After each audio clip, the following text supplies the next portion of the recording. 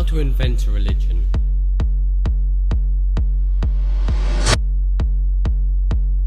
I always knew you had to be willing to die to even do this job. Can't stop what's coming. Executive orders. The creation and the maintenance of a secret government within our government. Is something wrong? With what? With anything? Feel like you want to rip your face off. There's something wrong with anything. I was so spun. What's the most you ever lost in a coin toss? The law of the jungle, sir. The most you ever lost in a coin toss? You don't know what you're talking about. Good son. I said, you don't know what you're talking about. Suppression of unrest and dissent. Domestic anti-terrorism. I don't have some way to put it. That's the way it is.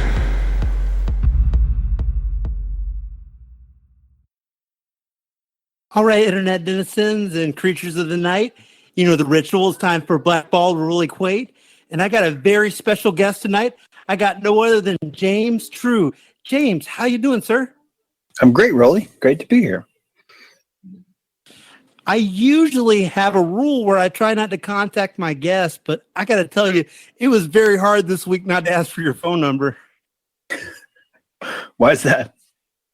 Because your work is so awesome. When I saw the baboon artwork that you did, you're recreating culture. We're in an era where the synopsis says that white people don't have a culture, and you're creating a legacy.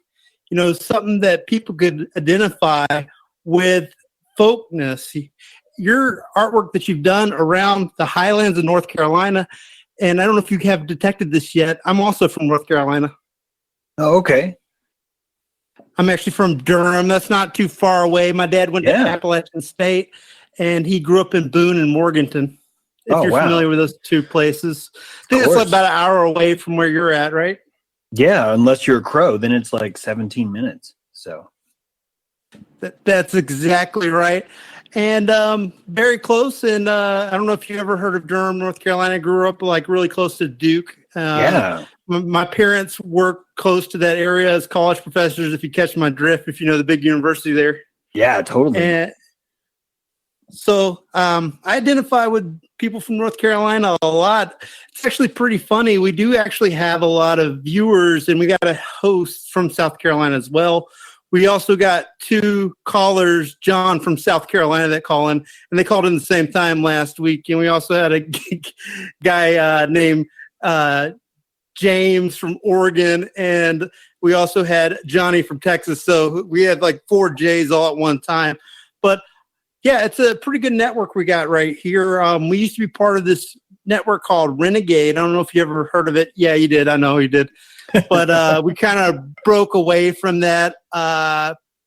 Needless to say, you already know this, and the viewers know this. Kyle Cunt is a jackass.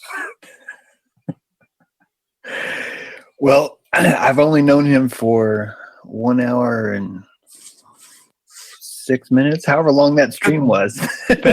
best time period of your life, wasn't it? Can you imagine?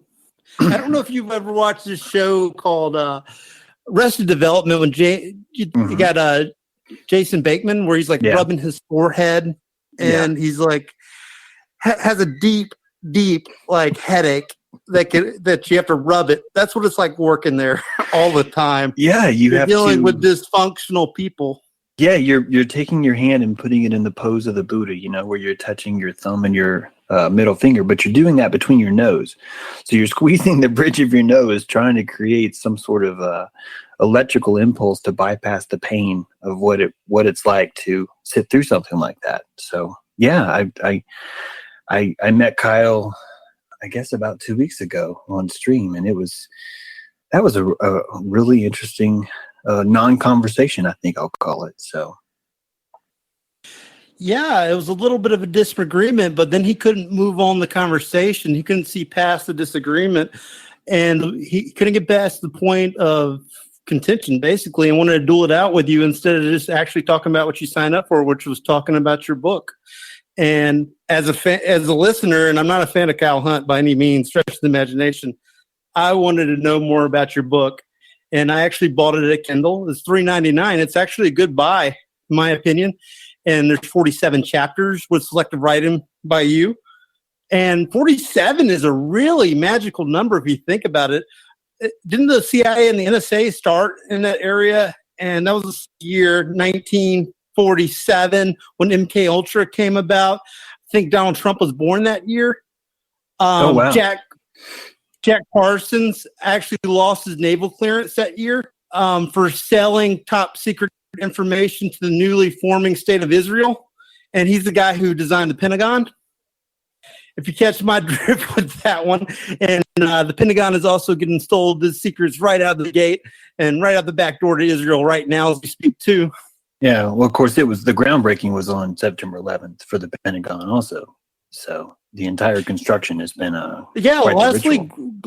Leslie actually, I wrote an article on that, and he was turning the spade same year, September 11th, 1947, and it was the same time where Charles Lindbergh was given a speech to effectively mention that the building of the Pentagon would effectively be a new world order. But I think that was actually in 1943 when the Pentagon broke ground, because it was during World War II and they were building office space to supposedly the biggest war ever going to be made. You know, it was supposed to be World War II, but it really wasn't for that. It was for a long going process of perpetual war. Mm-hmm. And they needed a lot of office space for that. And they built the Pentagon without using steel. They used mainly steel slabs itself because they wanted everything that they had to go to bullets and guns for the war effort. Gotcha. Wow. So even the elevators are still free inside the Pentagon. Are still free? Still free. They don't have steel in them. Oh, I got you. Steel free. Wow. They actually use lifts. And it's a weird thing to say, still free. I think there might be a better term for that, but I can't think of it off the top of my head. No, I got you. Yeah. No, I got you. I just misheard, but that's fascinating. Everything you just said actually is really fascinating. So that's really cool. I have a lot of homework to do on that. Yeah, I fell off the chair when I first heard that. I put it in an article. I committed it to writing, and that's the best way to store knowledge, in my opinion, because I am very forgetful as a person. I just can't with the media stream and information overload, and our synapses is just overloaded all the time. And it's best to write it in stone, in my personal opinion. And you're a blogger yourself. Can you tell me a little bit about your blog?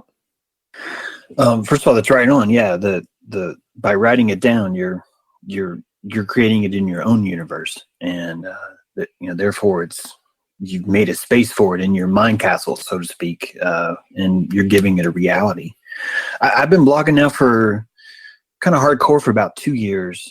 I've been writing much longer, but more just in private. And the last 2 years, I started writing in public. I came out under a pen name because I was feeling really controversial. I was ashamed of my own thoughts. And so I started out as a sort of a pen name. I still was using my last name, so I wasn't like totally hiding. But then about 3 or 4 weeks into it, I was like, this is just stupid. I'd just rather just be myself. And so I just kind of took my clothes off, and just kind of waltzed around and said, look, this is what I freaking think about what's going on around here. And that's a bigger step on certain social media platforms when you're like Facebook for me is a platform that I'm on that most of my childhood friends are on there. And so kind of coming out to truth in that avenue was a completely different environment than say going on Twitter, which is more akin to like cruising through the parking lot of the mall after it's closed, and you can pretty much just yell and do whatever you want to do. Versus when you're like around your friends and whatnot. And so I've noticed that the phenomenon is interesting because the people that have known you the longest are going to be more resistant to you evolving or changing your viewpoint or your perspective on the world. And it's actually interesting because they already have probably because they have a preconceived notion of you, and they don't want that to be changed. Do you think that's why that is? I think that I think you're right, and we establish comfort through each other. We enter into a trance as friends. Every part of our lives is a trance, but there's a trance that comes with being in a tribe and being in a network of friends, and that trance is a comforting state. And that comforting state's only going to be comfortable if you are predictable. So for you to be coming in with a whole new truth, like racism is a myth, nuclear bombs aren't real, most of NASA is fraud, but as you're saying these things, you're making people very uncomfortable that have been in a relationship with you, a trance with you for years, for decades. So they end up feeling cheated. They feel insulted and cheated when you come out in that way to them. That's why it's better to find truth with more of like a stranger atmosphere. Like a Twitter's works great for me, but it becomes a different avenue where you can be more transmutable. No one's going to be as offended. You're still going to get people that are offended. I have followers that got really angry when I said, hey, QAnon and Mossad are the same. And here's my argument explaining why Q and Mossad are actually both helping each other, and why this is like a really brilliant plan of Mossad. It fits the narrative of, through deception and blah, blah, blah. And just saying that, even though I'd known these people only a few months, was enough to where they were like, I'm never, ever going to talk to you again. I hate your guts. Well, I used to say that I supported you, but now because you said this theory out loud, I no longer accept you. So this whole phenomenon is something that happens no matter where you go, no matter who you develop a relationship with. We are constantly just entering in a trance with each other, and that's the communion. And you were screwing that up by changing your frequency in such a way that it's shocking, So you and I could develop a rapport where it's pretty crazy. We could just instantly just say whatever we want to say, and then that would establish our trance level. But then if one of us really surprises the other and escalates that higher, or even doesn't come through, doesn't pull their weight as far as being crazy enough, both those are going to be seen as a betrayal. And that's what's going to cause our trance to be broken. And this literally is the problem with dynamics of all our relationships, whether it be in marriage, whether it be in like your work relationships, whether it be in your family relationships, whether it be with your neighbors too. The concept of even keeping your grass mowed is basically this idea of, look, we're all in a trance where each of us are going to mow the freaking grass every 10 days. That's the rules, Larry. I don't want to hear any excuses about it. You were screwing all of us because you went out of town. Like, that's why people escalate. It's not about the grass. It's about the trance. It's about, you're making it harder for me to stay in this trance because you're offering things that are causing that to not be as enjoyable. Can you tell me a little bit about the Electric Forest and what prompted you to make such artwork? The Electric Forest is a music festival that happens in Rothbury, Michigan. It used to be one weekend. They've extended it to 2 weekends long. And in the middle of that festival is a giant, really tall pine forest. And they've named it Sherwood Forest. This is an old cattle rancher owns this land, and he leases it out to a festival company. That festival company pays artists to come and build outdoor art for this festival. But because this festival is so big, that artwork is allowed to stay all year long. So most of the art that's put there is on permanent display. I started making bamboo dragons made out of bamboo that was harvested here in North Carolina. Me and my friends would go harvest the bamboo, bring it back to my shop, and turn it into dragon scales, cut the bamboo into smaller pieces, split those pieces, and shape them in a way where they look like dragon scales. And those bamboo scales were wrapped around a flexible sewage pipe, like a black sewer pipe. And that's what created the general shape of these dragons. The head was wrapped out of wire.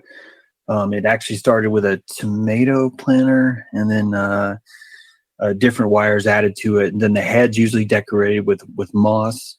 Although sometimes in the fall we would use colored leaves. It was always organic. It was always whatever we could find locally. A lot of these dragons would happen in Florida, so we would use Spanish moss. Down in Miami, we actually were using some kelp, some things that are washed up on the shore, things like that. So the materials were always based on the area that we created them in. So Electric Forest paid me a commission to come up there and create a dragon. And with that, every dragon, I would get volunteers that would want to help me. And we would, spend a couple weeks harvesting the bamboo, coming up the design, wiring the dragon's head with lights, basically planning the entire installation, because you have to go to a foreign location, in our case, Michigan, and then build the dragon there. Each dragon kind of grew. Each dragon led to another job. The last dragon I built was actually in Costa Rica, at a festival there called Envision Festival. And so, the last dragon actually involved a crane. There was like 13 of us working on it. And I made 6 dragons totally. My first book is kind of journeys through that. It's called The Spell of 6 Dragons. I've got a 7th dragon in my mind that I want to build one day. It's like a double helix hanging dragon, where one dragon's ancient bamboo that's like been caramelized, and then the other dragon is like fresh green bamboo. And these two guys kind of wrap around each other in a helix, and the viewer would actually stand underneath it and look up at these dragons. And inside the dragon's head are these fog machines that shoot fog out of them. So it's a really powerful interactive piece that you kind of step into. I want these sculptures to be like a spiritual ceremony. The dragons are supposed to be bigger than you. They're supposed to be larger than you. That's why they're always hanging from the trees. That's why they're always coming down from the sky. And they're supposed to be coming down at you to put you in a place of vulnerability. But then that's where the beauty kicks in. That's where the idea of this thing's breathing fire, but the fire is actually fog, and it's glycerin. It's basically sugar fog, and it's lit with backlight. So it's an experience that you have that you'll never have again, but it happened to you personally. So in a way, these sculptures were transformative. They're transmutive. This fits in with my life goal. I've always had a dream of having a campground, and on this campground are these permanent land art installations, basically, that are meant to be these transformative experiences where you become the center of the piece. You're not an outsider looking in at it. You are the piece, and that piece is actually a ritual. It's just like first impressions are powerful.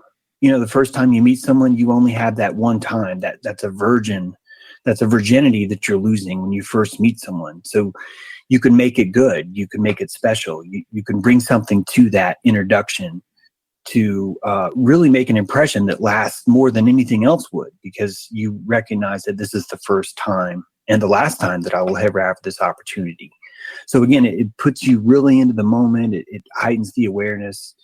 And it's kind of what drives all my art. It's also what drives my writing, but it's what drives all of us. Anyone who's on a path is, I think, in a really sense, more looking for flow state. They're on a quest for flow state. And, that's going to look like a craft or a job or a child or a wife or a family or a goal or a quest. All those are flow states. And, it's the mind control that keeps us out of that. Keeps us away from that, pretending like that's a special treat that you only get to do on Saturday when you're wakeboarding and you've paid all your bills first.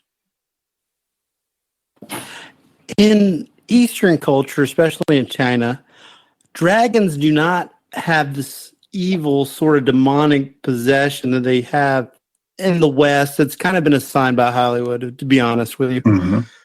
They're tend to be like angels that have various personalities. Never really thought about it before until I watched this film called Dragonheart in 1996 with Sean Connery. And lo and behold, actually, you know what? I think Dennis Quaid was in that one too. But it was a movie that showed the humanity in a dragon, itself. And it wanted to procreate, with another dragon, but it couldn't because the humans killed all of their kind. And I was curious, with your artwork, do these dragons have like some sort of personality that we could relate to humans, or are they beasts of burden?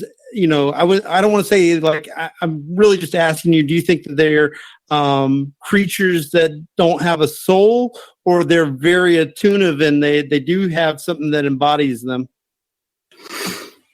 I think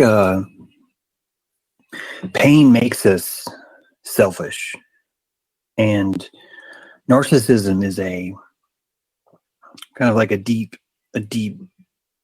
cut that's so deep that it creates a state of shock, a trance of shock in someone's life. And the first dragon I made was trying to win my wife back. I was trying to convince my wife that this dragon side of her was something that was still beautiful. It was something that I accepted. It's I don't want to get too personal, but it was completely blew up in my face. It was a total disaster. It didn't work at all.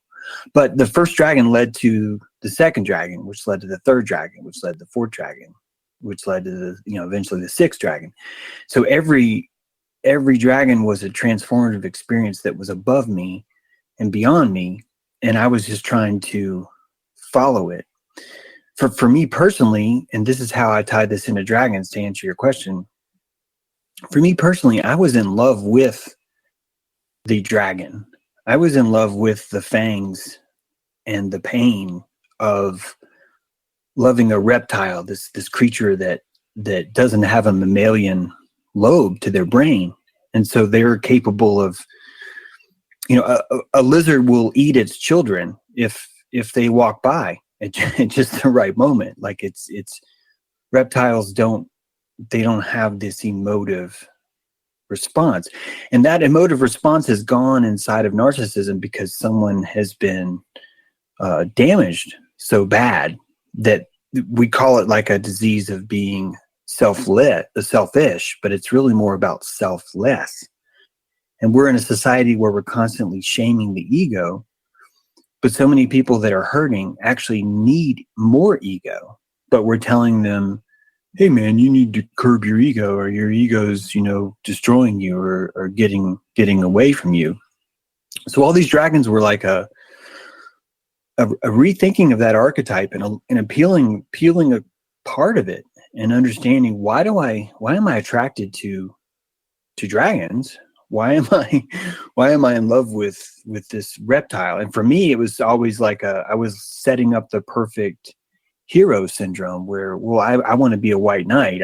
I think any male goes through this because we're mind controlled by our programming. As you're walking through the grocery store, there's a song that's like, and you ripped my heart out, and without you, my whole life is nothing but a dead bug. And like every single song is about how terrible and codependent we are. And so I was raised up naturally in this idea of, I want to find that girl that's has her own pain, and I'm going to help rescue her like I rescue animals and blah, blah, blah. So for me, it was living this fantasy, a false fantasy, and just really kind of ruining my life, my ability to have a family or whatever else, because I was chasing this perfect dream, this ultimate score, the fabled treasure, the holy grail, really. And so for me, dragons they're not evil, but I don't know a lot of symbols out there that are evil. Evil is a vacancy. Evil's not a creature. Evil's a title. It's a rank. People who evacuate themselves more are going to have a higher rank in the level of evil. Someone who's completely evacuated themselves is a sociopath, and then if genetically they become a psychopath, they are devoid of the mammal. They have welcomed the machine. So that's really what evil is. So if you ask yourself, well, what is a dragon? A dragon's more about rage, or it's more about divine intervention. Both of those things are the same turban. What's evil, what we need to worry about is the vacancy, the emptiness, the idea that evil is like a wood chipper. Someone has turned on a wood chipper in the neighborhood and left it. That's what evil is. It's not a guy laughing as he's throwing children into it. It's all of us turning on these wood chippers and leaving them in our yard and just going about our lives and pretending that we're not responsible for what we're doing. That is so much more evil than standing over the wood chipper and looking for your enemy and pushing him inside, because there's like a personal attachment there going on. There's a value of life because you're so angry you want to end what's valuable to them. So if anything, you're recognizing the value. So man, that's a big answer. I hope you like that. That was an excellent answer. I'm surprised that you opened up so well about that, and it really answered a lot of questions that I had previously about dragons. Have you ever seen a painting of, let's take for example, like a saint from the Catholic Church, where he's digging a spear into a dragon, a fire-breathing dragon? Do you know what that was a symbol of? And this is according to Bill Cooper. No, tell me. The death of the intellect. That the Catholic Church conquered the masses' intellect and their open minds and brought in the Dark Ages. It was killing the dragons. That's what the symbol of killing a dragon has been all these years, because it's a fire-breathing dragon, and not necessarily really evil. It's just like any other creature on this earth that's just trying to survive. It's not necessarily out to get humans per se. Some dragons in mythology, yes. Some no. But that's what it was. It was a symbol of what we could call Lucifer, but not in the sense of the Judeo-Christian ethic, but more like Prometheus in the Greek. Right. Where Prometheus brought radiance and light to all the people in the world, and he's just like the white man of today, but he's so scorned and hated for it that everybody hates his intellect, that he's so much more knowledgeable than everybody else. That is freaking profound. That, man, you turn Prometheus into a reptile and you've got a dragon. And he's flying. He's flying down, bringing fire to you. And the whole time you're screaming at him, going, "You're evil. Keep your fire away." And that's profound. That fits exactly in.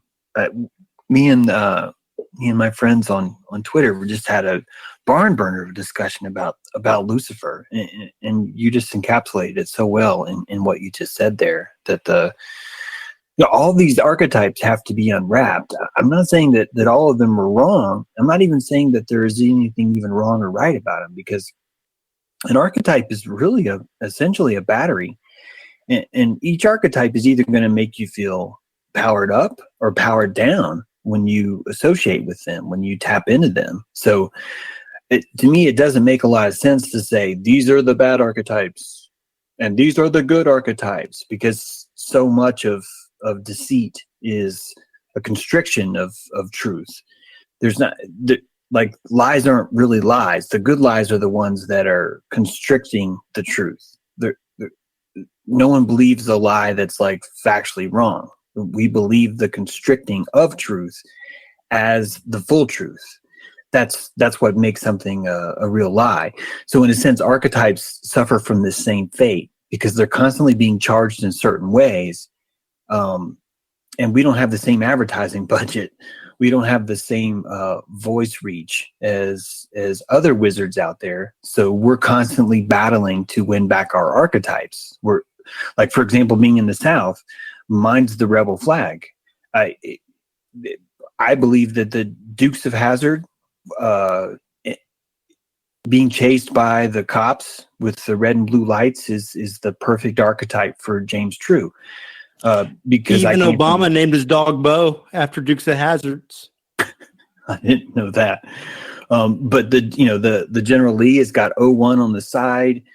There's this whole concept of like digital, and there's this like rebel. The General Lee is a rebel, and it's shamed. It's been taken off the TV because it's considered racist. That whole archetype is a perfect example of what I'm talking about where even what we call good archetypes or what we call bad archetypes, that's not a universal quality to them. That's more based on what is society doing to that archetype at the current time. Just as you mentioned with dragons. Yeah, that's amazing. The White House dog was Bo when Obama was in the White House. Now he can't even wave the Confederate flag anymore. It's just exactly. become. Yeah, that's actually why. You talk about sigils a lot, and that I usually don't do. You say in a sentence a lot, but now since I've read your book, I'm going to put that in my lexicon. What is a sigil? Well, I use it kind of more generally than I should. But technically, a sigil is so it's a term in magic. It's a technique in magic, basically. And you're taking the letters in something that you want to happen, and you're combining those letters in such a way artistically where you're forming a logo. The perfect sigil is your monogram. Mine is JMT. In fact, when I grew up, there were these things called preppies, and when you were a preppy growing up, you would monogram your socks or whatever. Like this was what was considered cool and hip. But I bring that up because that's a sigil. That sigil has a special meaning. So when I walk by my bathroom, if I had monogram towels that said JMT on it, I would feel charged from that sigil, because I would see JMT, but it would be imbued with my full name, and it would remind me of myself, for example.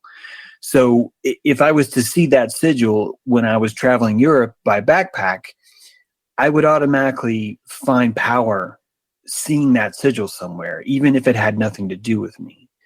It's at the same time, if something bad was to happen to me, and it happened in such a way where there was a sigil associated with it, for example, 9/11, then whenever I saw that sigil elsewhere, it wouldn't make me feel as good as it would if it was something different. So, for example, if I think about, 911 means help. 911 means, I call this for an emergency. 911 means there is someone there to protect me.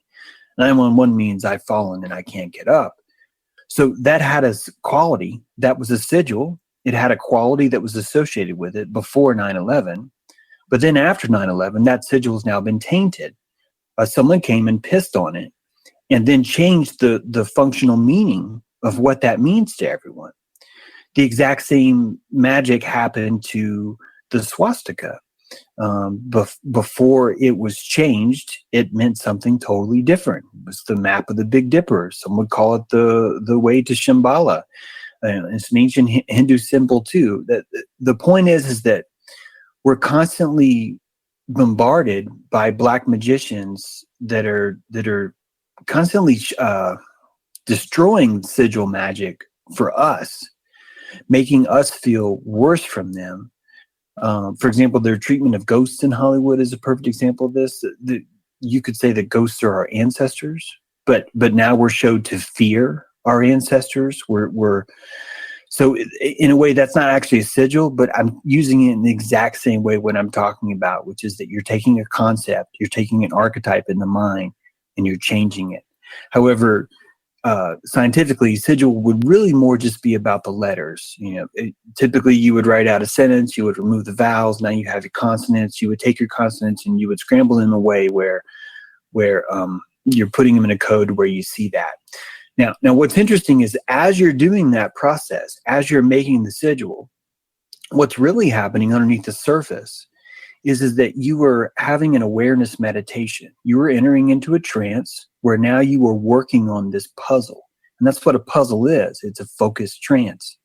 So for a while, you were now changing the letters in your name to form a cool looking visual thing that still says it. As an example, the letters J, M, and T, all in capitals, you could imagine how the two sides of the M's could be removed. So now the J turns into the middle of the M, then it dumps into the T. That would be a way that I've created my sigil, because I've combined these letters. But underneath it, what's happened is I've created a trance. And with this trance, I've drawn an archetypal representation, a marker in my psychic prana, like in my library, that says this equals this trance right now. And that's why the trance of the flow state, this is what go back to flow state, is so important. The flow state that you're in as you are interacting that trance is really what's important. Because what you're doing is you're assigning that flow state to that sigil that you're drawing. And because you're sitting with it for, 17 seconds or however long it is as you're waiting, as you're in this trance state, you are setting that spell. You are charging that sigil. If everyone thinks about everything that you do throughout your entire day is magic, this makes a lot more sense. It's why when you cut a lemon, you stop and you start to think about the lemon is an entity. It's an ally, and I'm about to cut into this fruit, and I'm going to interact with this species that's going to come out. It's going to respond to the knife cutting into it. That becomes a trance. That idea of slicing the lemon becomes its own universe, and you put your intent into the trance of cutting that. However, you're going to slice it in 8 ways. You're going to slice it in 7. You're going to, cube it. You're going to chop it. All of these things become a part of your ritual. As an alchemist, you can pull these rituals from every moment of your life, from brushing your teeth to cleaning your cat's litter box, to feeding your hummingbirds, to walking your dog. All of these things you can turn them into rituals. And if you start to recognize that, if you start to understand just how powerful you are as a human and how important you are on this planet as an awareness, as a walking awareness, you start to give all these moments your respect, and you start to follow into this kind of almost reverence for the trance, the reverence for everything that you do. And then your voice box starts to unwrap. And then you stop using sarcasm, because you realize, I can't explain to the universe what sarcasm is. I can't have my voice box saying something that's different than what I actually feel. Even though sarcasm is an effective comedic tool, even though it conveys my idea, I no longer can use that, because it's a trance where my voice box is saying the exact opposite of what my will is saying. So all these things start to become more important to you. All these things start to become, in a way, stricter, but it's because you're reining in your consent. You're owning all 3 trillion of your blood vessels, and you're fully stepping into your own power. And that's what all these archetypes are about. That's what all this work is. That's why we alchemically research. That's why you research what you do. It's why I do it, because we're turning lead, which is like facts, into gold, which is truth. And when we do that outside of ourselves, that is the ultimate flow state, is it not?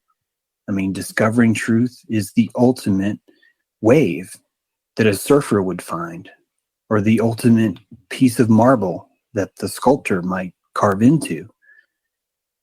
Finding truth is a form of art, and that's why there's no like, you found the truth. It's not about that. It's a process. It's a trance. It's a flow state. Over. Oh, okay. You're telling me. Okay, gotcha. Well, let's get into this a little bit, and I want to make sure that we get into it before we run out of time. even though we do got an hour and 20 minutes. It's amazing in Middle Eastern culture, and I'm talking with a broad brush. The Christians, the Yazidis, the Muslims, the Christians, whatever's out there. Shame culture is a big part of their heritage. And it's amazing where that all comes from. It comes from the Egyptian system of control, doesn't it? Absolutely. Yeah. Shame and fame. Those are two of the same. Those are the each side of the sword. The crook and the flail in the Egyptian. Vanity is also a sin according to the Ten Commandments. Yeah, but also the Ten Commandments do want people to be meek. They do want people to be under the boot. Yeah. Is that, yeah. Like under the neck. Yeah, they do. Yeah. Yeah.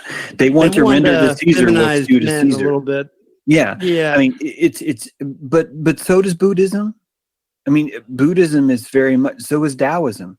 Both of the, Confucius was very interested in creating the exact same ranch cattle situation that we are over here. So, mind control is authority. These are the same things. And that's why in Egypt, that's why you had 3 dynasties that lasted for thousands of years or centuries, multiple centuries. You had these really stable, calm eras that just had a temporary like reset period in between each dynasty, but instantly just went back into this realm of nope, we're all kicking ass, everyone's together. And I believe that was the mind control. That was the shame and the fame. The Pharaoh knew how to use the crook and the flail. Those are the 2 tools that you see most caskets. Sarcophagus is decorated with is the crook and the flail. The crook is the shepherd's crook. It's a gentle way of leading. This would be the idea of fame, of giving someone virtue, basically. Constricting virtue is how you distribute virtue. So the first thing you have to do is, this is what a narcissist does too. They gaslight you. So they have to give you more love than you could ever get anywhere else. And then they're going to slowly constrict that until they create the control. This exact same tool is how the Pharaoh controls his people. But I think back then they were better at it. It was much more efficient. I imagine that the Pharaoh would get up in the morning and literally raise the sun with the palm of his hand. And everyone would watch him do that. And the reason why he did that is back to what I was saying earlier about trance state. Everything was a trance. And if you grew up seeing the Pharaoh raise the sun every morning, you would think that the Pharaoh raises the sun. And if your children who you raised saw the same thing that you did and heard you tell them how important it was that the Pharaoh raised the sun, they would believe the same thing. And over time, this wouldn't become something even that needs to be discussed. It would congeal, it would petrify into the psyche. That's what epigenetic haunting is. A spider is born knowing how to build a web.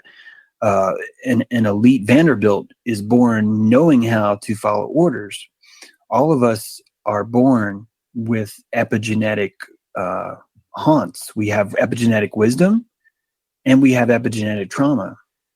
The pharaohs knew how to create this. They actually invented circumcision. All these things are about trauma programming. This is how to mark your territory, right? Like to mark what belongs to you from circumcision. You mark the tribe as yours and your slaves. Yeah. And it was sold as, well, this is what the pharaohs do, so you should do it too. And what was weird is that the first time the circumcision really took off was a pharaoh would, like 13 years old, he would come out into ceremony in broad daylight and circumcise himself. And that's how they got this ritual started. And it became a coming of age kind of ritual where, well, whoever's the man is going to do this to themselves and they're not going to cry. Like they're just going to take it. They're going to celebrate or whatever. And that was a virility trauma program. But the entire time, look at what you're doing. Look at how easy it is to talk a culture into shaving off their own genitals.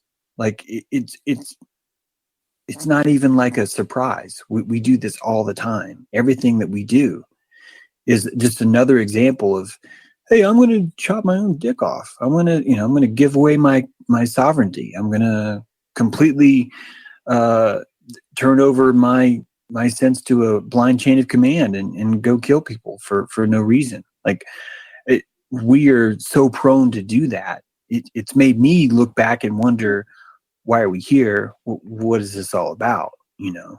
Because we're talking about genitalia mutilation. I got to interject real quick. Mhm. Didn't the Egyptian kings and pharaohs, and kings are pharaohs, but queens also dress androgynously as well, like male and female? Yes. Yeah. And they were both into male and female genitalia mutilation, like they have right now in Muslim culture, where the females get themselves. What's the term that you just used for when you cut the tip off your penis? Well, circumcision, and then Circumcision. They had female circumcision where they actually sew their vagina up. Yeah, or they cut off the outer. Oh man, it's just they cut off the outer of the clitoris and then they sew it up. And there's 3 different modes of it and 3 different levels of it. But either way. And here we are in modern society where half the world is mutilating the genitals of the males, calling the other half of the world barbaric for doing it to females. And still not even noticing. Do you know what's amazing about like the Somali culture? I live in Minnesota right now. Did you know that the circumcision went on when Somalia was influenced by a communist dictatorship more so than a religious? Well, I've noticed that they're the highest. I think they're the highest. They're the most circumcised nation ever. Still, I think I just saw that the other day. It would make sense that would fit in with a larger program like communism for sure. And Sadiq was also, who was the communist leader, was very connected to Benaford and Trump. He actually hired Roger Stone to be his publicist right after the Nixon administration. So everything's like very interconnected. I'm sorry if I threw you a little bit of trivia there. No, not at all. You're very insightful. You know a lot of stuff. So I should be listening more than talking, actually.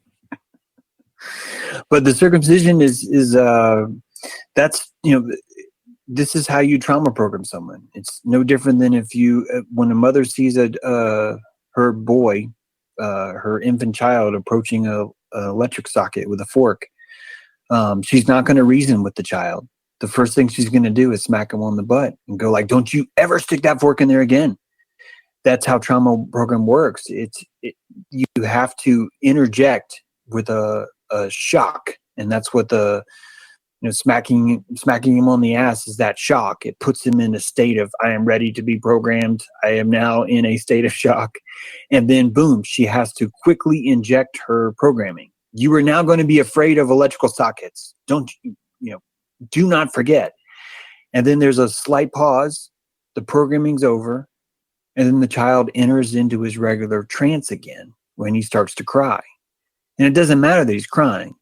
He's not going to remember the crying. He's going to remember that Pavlovian response that's now been, programmed into him about not playing with the electrical socket.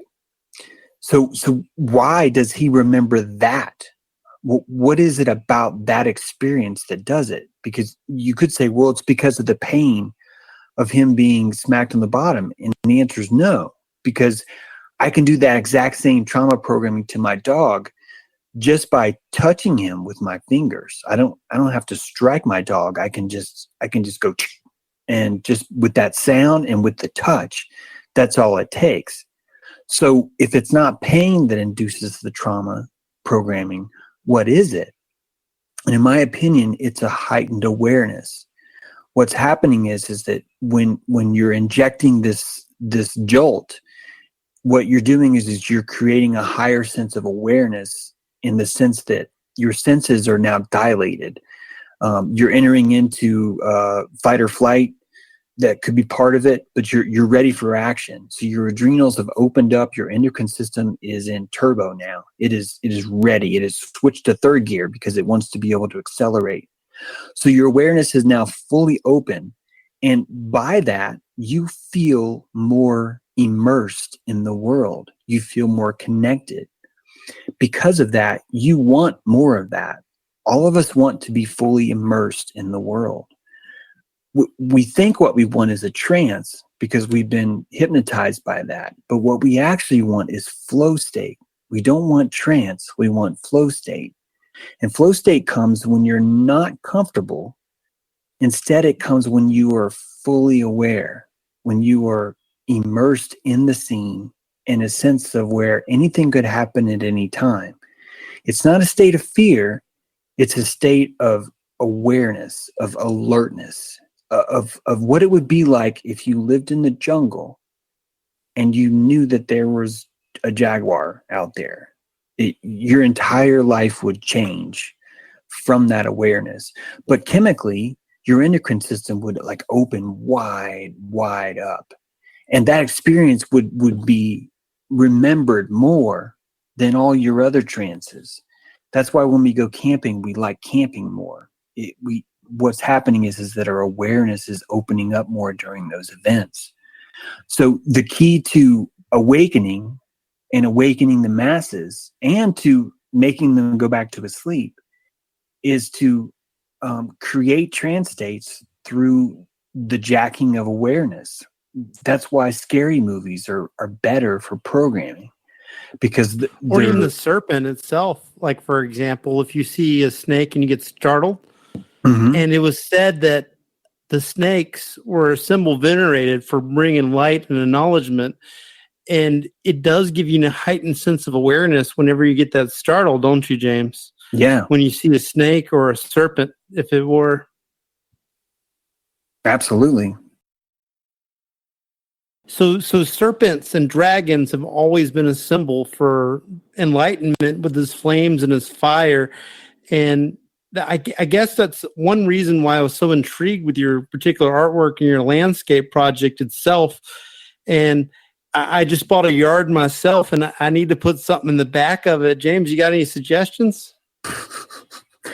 I would just, find what's there and just let it assemble itself. Like my last dragon actually just got purchased by a hotel that's at the tail of the dragon, a motorcycle route on the Blue Ridge Parkway. So it's got a cool little fitting name where it's going to go. It's going to go in front of that hotel there.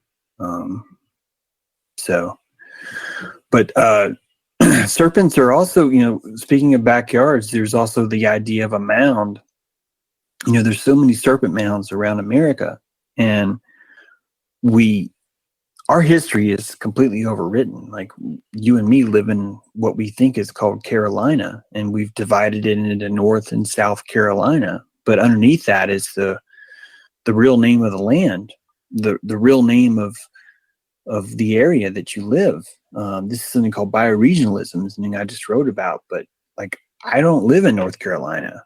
I actually live in Katua. That's the name of the land that this was long before someone came along and said, this is North Carolina now, and drew this weird border that didn't really have much to do with the bioregion. In fact, it split the Cherokee Nation into 3 separate parts, almost in a way as kind of like, well, we want to split this up. We don't want this to be existing anymore. So we're going to call this part of their land North Carolina, this part Tennessee, this part South Carolina, this part Georgia. All these things it goes back to what I was talking about earlier about you're pissing on an archetype. You're changing the sigil. In this case, you're erasing the old sigil, and you're doing that by creating the new sigil on top of it.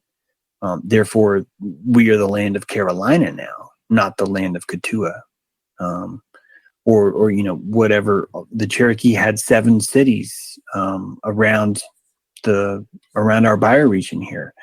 All those cities are lost now. Their names are forgotten because They didn't want to remember. They wanted to sell America as this new, fresh land that had no history of its own. Did you ever hear the story about Walter Raleigh, which happens to be the capital of our very state? No. He was the first ever international tobacco and vodka dealer. He was Sounds in a about right. relationship. He was given the Spanish Armada, like he was given a ship, actually, I should say. But he was pretty much a pirate. And this was the Victorian age where people kind of dressed like peacocks and stuff like that. Mm-hmm. Very flamboyant age. And he had this kind of like, he was clean. He wasn't kind of like, Jack Swallow's kind of veneer. You know what I mean? Except for very clean and proper. You know what I mean? Right, right. And he discovered tobacco in a hut. And what was more interesting was when he's discovered potatoes, because he was in a sexual relationship with Queen Victoria on the side. Something that was very shameful for the royalty. But they served up the potatoes, but nobody knew how to cook it. So they cooked it with the stems, and they inadvertently cooked the soup, which became vodka. Wow. And they served it to the royal court, and everybody was feeling sick because they never drank vodka before, and they had it in the soup form, like warm up. And the queen started to throw up, which made everybody else in the court want to throw up as well. And so that's the first time somebody drank vodka. And long story short, King James, who was written on the Bible, right, calls Walter to come back. And he's been in Mexico, and he brought back sombreros and maracas for everybody in Spain. He cuts his head off with the stupid sombrero that he was wearing. King James did. He cuts off Raleigh's head? Yeah. Not Raleigh, but Walter Raleigh. I'm just saying that for the benefit of the customers or the listeners. Yeah. But wow. yeah, so he got his head cut off. It was actually Gallo while wearing a sombrero. What a way to go. Wow. King James had an interesting life. Yeah, it's some fascinating stuff. It looks like we're done with the first hour. We're going to go to a little bit of a break. It's going to last about 6 minutes. Hold on for us, James. We'll be back with more of Blackballed with Rolly Quaid right here on Vision Media.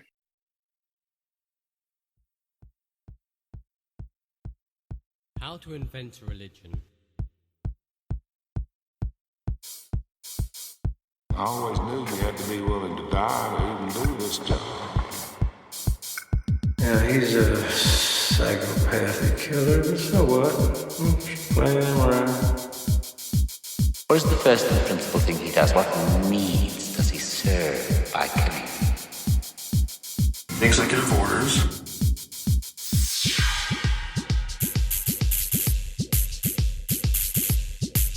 The creation and the maintenance of a secret government within our government.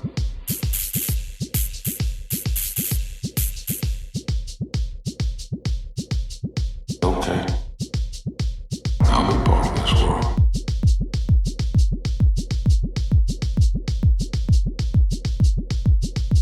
You feel like you want to just rip your face off. I was so stunned.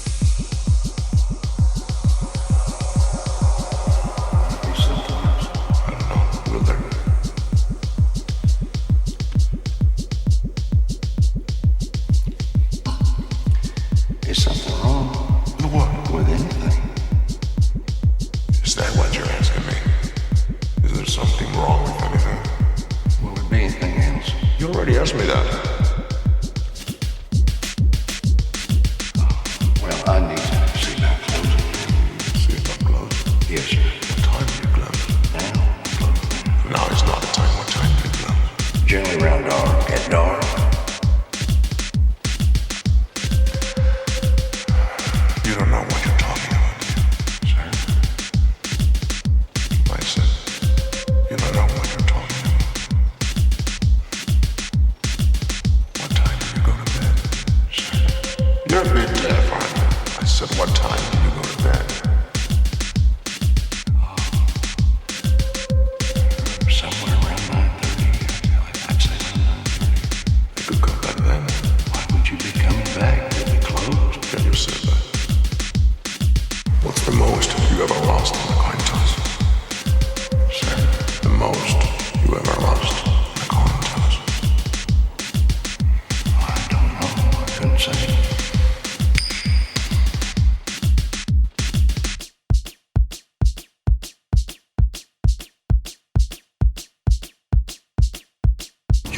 see the eyes of the demon until him come calling.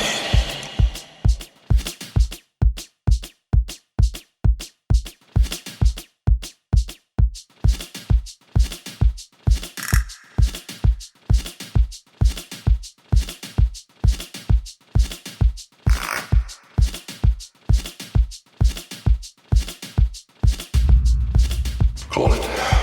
Call it, yes. For a whole lot. Just call it.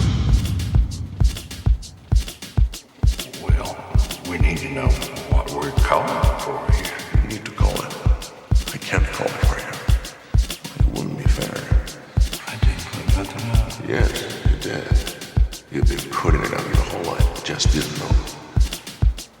You know when Danny's son is going? 1958. It's been traveling 22 years to get here. And now it's here. And it's either heads or tails. And you have to say, call it. Well, look, I need to know what I stand to win. Everything. How's that? You stand to win everything. Call it. All right. Heads then.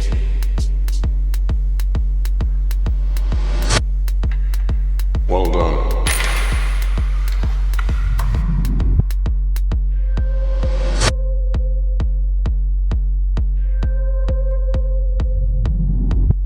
Suppression of unrest and dissent.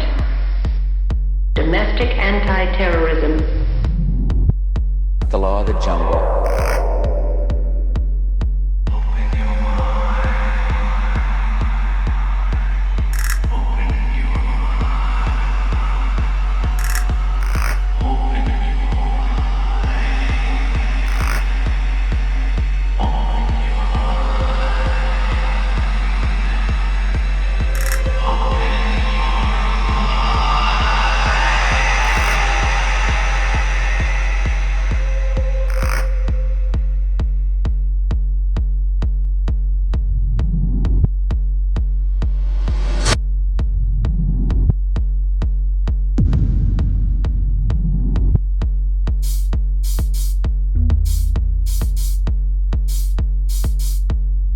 I don't have some way to put it.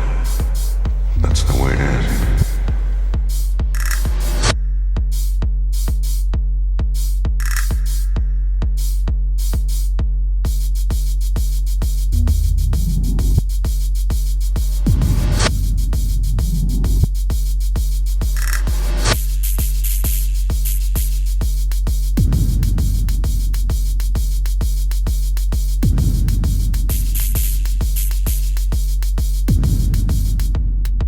You've been putting it on your whole life. You've been putting it on your whole life. You've been putting it on your whole life. You've been putting it on your whole life. You've been putting it on your whole life. You've been putting it on your whole life. You've been putting it on your whole life.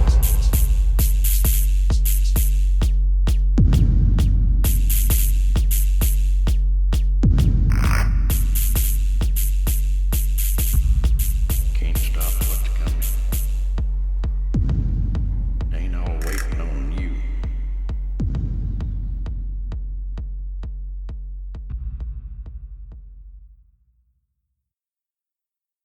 All right, we're back. Hour number 2, Blackballed with Rolly Quaid. This is your final hour, the witching hour.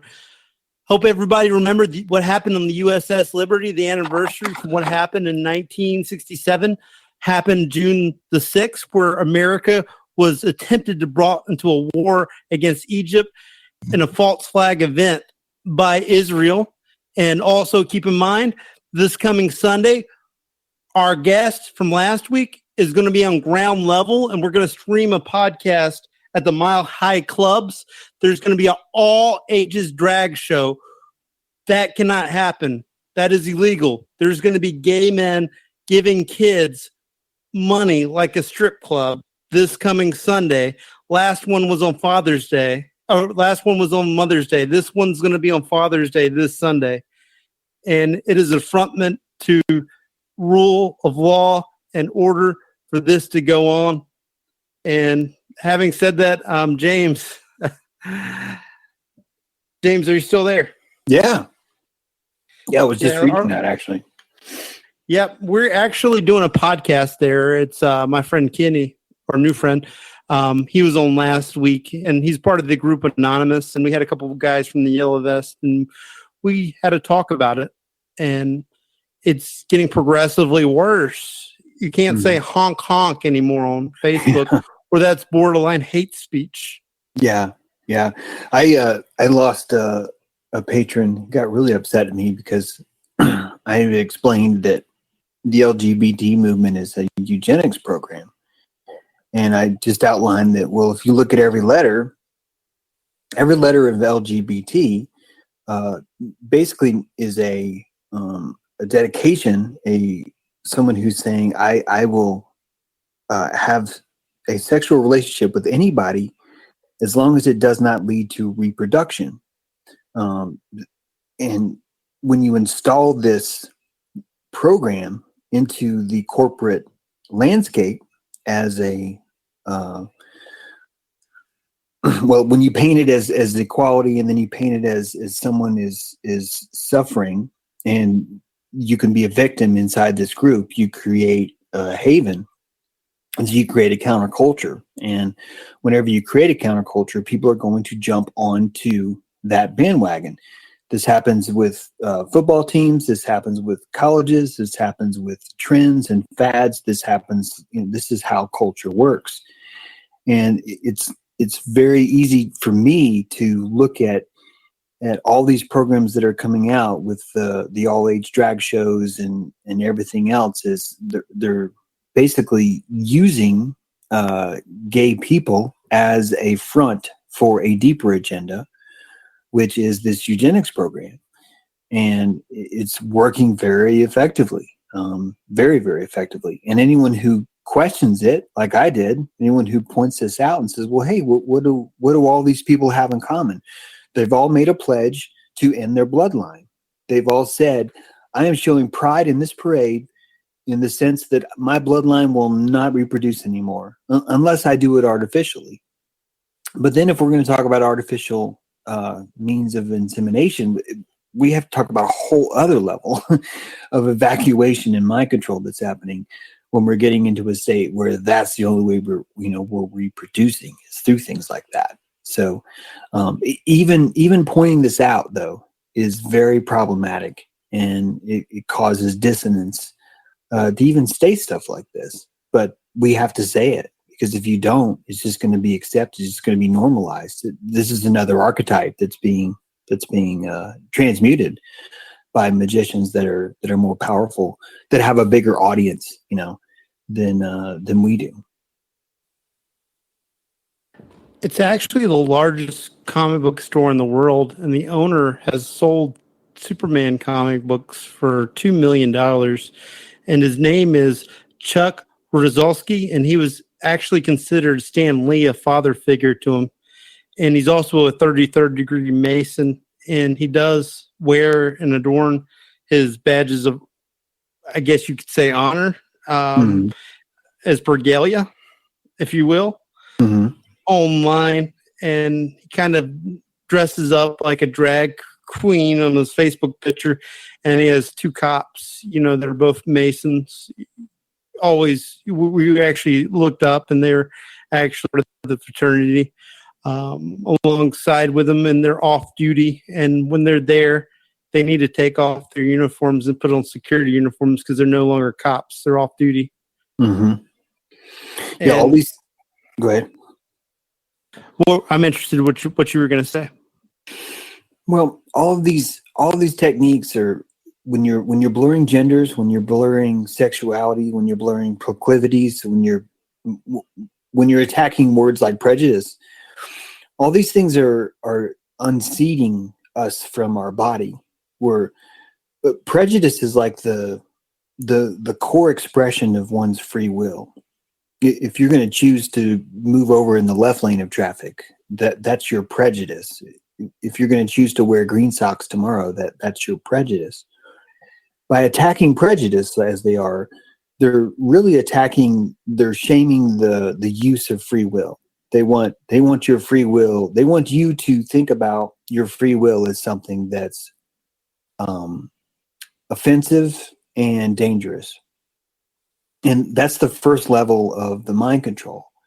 And then when they blur everything, like your gender, all the dysphoria that's happening now, even identity, age dysphoria, all of it, you're unseating the body from, you're unseating the soul from the body. You're saying that, well, you can mute your gender to what the group wants you to be. You can be this sexuality, or you can be this gender today because that's what the hive is asking you to be.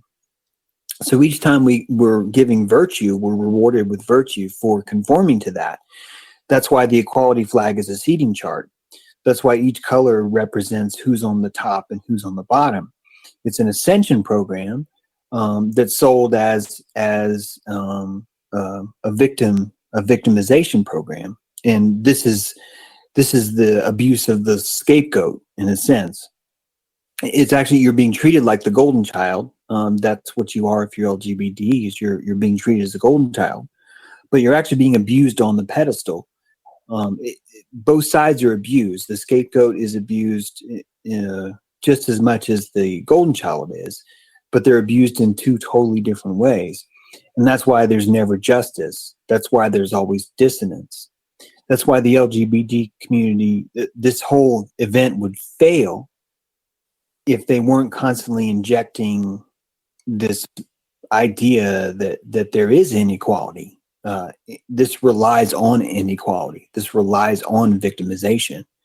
And if you really look at what equality does to your mind, when you hear the word gender equality or economic equality or all those equalities, you're going to place yourself in one of two realms. You're either going to be someone that has too much, you are over equal, so now you're selfish, or you're going to feel victimized because you don't have enough.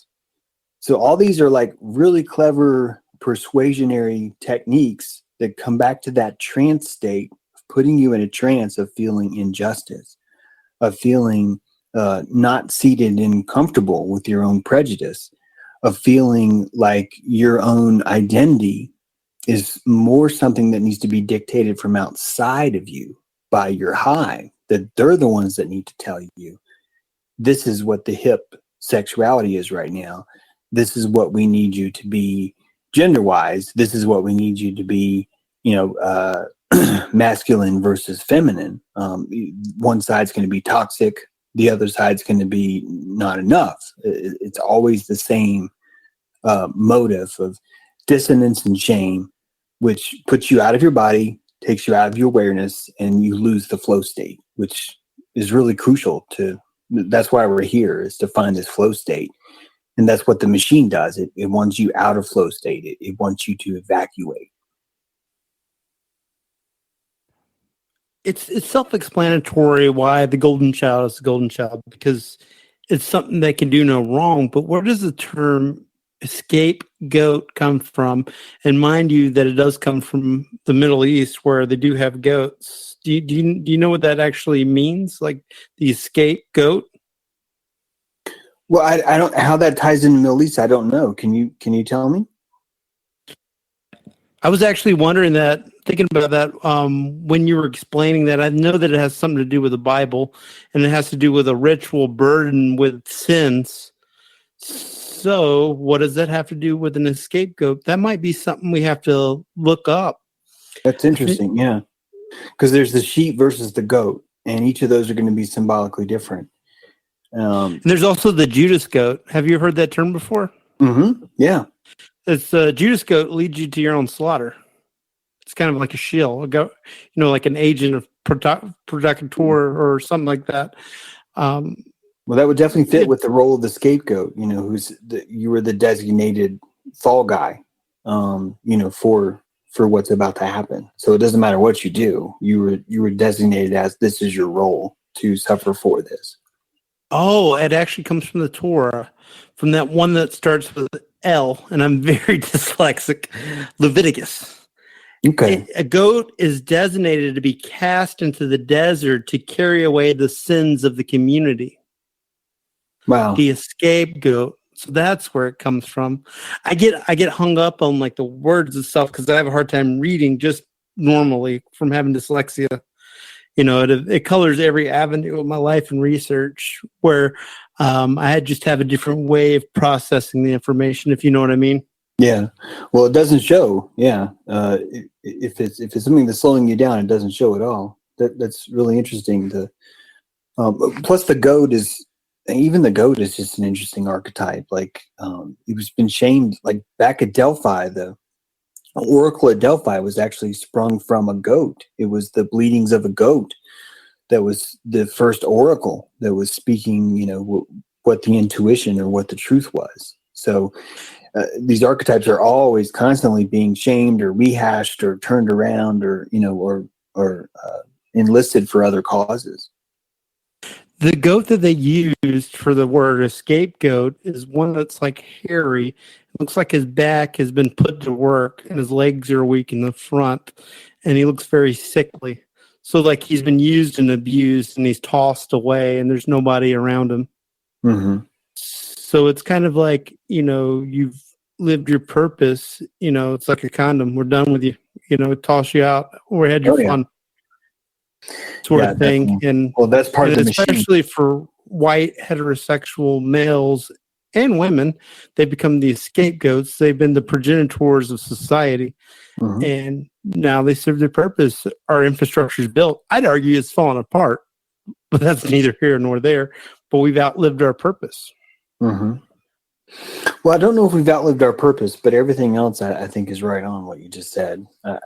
I think that what we're doing right now is exactly what our purpose is. And we are producing resources and we are producing an infrastructure that allows the people that are above birth certificates and above. I should have put a better caveat on that. I didn't mean we've outlived our purpose. I meant like according to the elites, they want less of us in this world. No, that's what I meant to. Yeah, that's what I meant to. I just wanted to clarify. I definitely want to continue my existence as a person of European descent. I just want to throw that out there. Mm-hmm. Well, I want to be able to connect to the land no matter where I am.